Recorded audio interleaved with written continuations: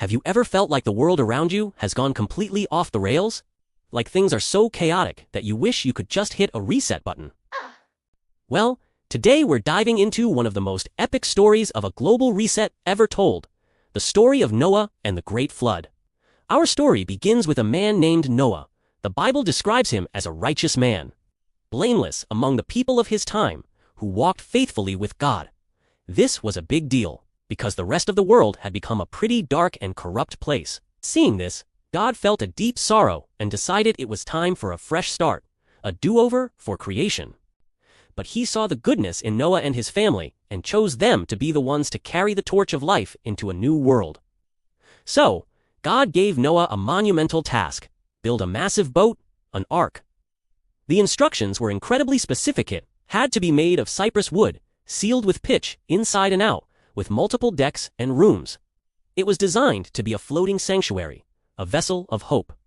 God told Noah to bring his wife, his 3 sons, and their wives onto the ark, but they wouldn't be alone.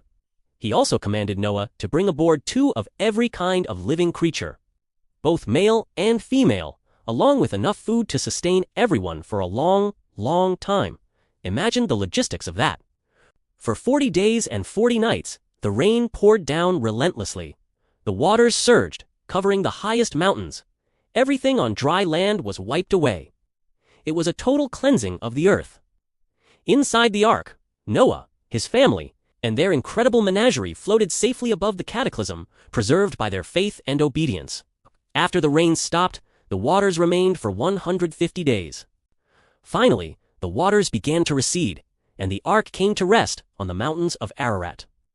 Noah first sent out a raven, and then a dove.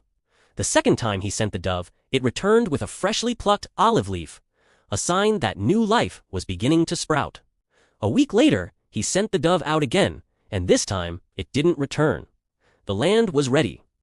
When they finally stepped out onto dry ground, their first act was one of gratitude. Noah built an altar and gave thanks to God for their survival. In response, God made a beautiful and unconditional promise, not just to Noah, but to all of humanity and every living creature. He promised never again to destroy the earth with a flood. And as a sign of this everlasting covenant, he set a rainbow in the clouds. So now, every time we see a rainbow, it serves as a stunning reminder of God's promise of new beginnings, and of the incredible hope that can emerge even after the darkest storms. Thanks for joining me on this journey today. If you enjoyed this story, please hit that like button, subscribe, and share it with someone who might need a little reminder of hope. See you next time.